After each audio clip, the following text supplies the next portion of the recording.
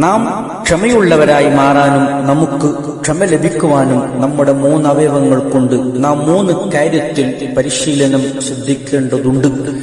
ഒന്നാമതായി, നമ്മുടെ മനസ്സിനെ അരുതാത്ത ചിന്തകളിലേക്ക് വഴുതിപ്പോകുന്നതിൽ നിന്നും അടക്കി നിർത്തണം. വഴിവിട്ട സംസാരങ്ങളിൽ നിന്നും നമ്മുടെ നാവിനെ നാം അടക്കി നിർത്തണം. അതിക്രമകരമായ പ്രവർത്തനങ്ങളിൽ ഏർപ്പെടുന്നതിൽ നിന്നും നമ്മുടെ ഇതര അവയവങ്ങളെ നാം അടക്കി നിർത്തണം. ഇത് 3 കാര്യത്തിലാണ് ഈ പരിശീലനം നാം നടത്തേണ്ടത്.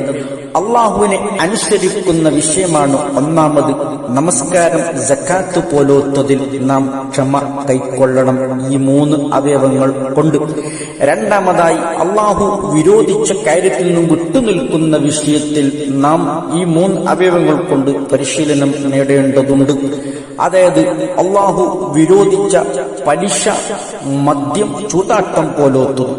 മൂന്നാമതായി, അള്ളാഹുവിന്റെ ഖളാ ഖദർ വന്നു ഭവിക്കുമ്പോൾ പൊടുന്നനെയുള്ള മരണം അല്ലെങ്കിൽ കഷ്ടനഷ്ടങ്ങൾ, അതിലും നാം നമ്മുടെ ഈ 3 അവയവങ്ങൾ കൊണ്ട് നാം അതിനെ അടക്കി വെക്കേണ്ടതുണ്ട്. ഇതാണ് ക്ഷമയുടെ പരിശീലനം.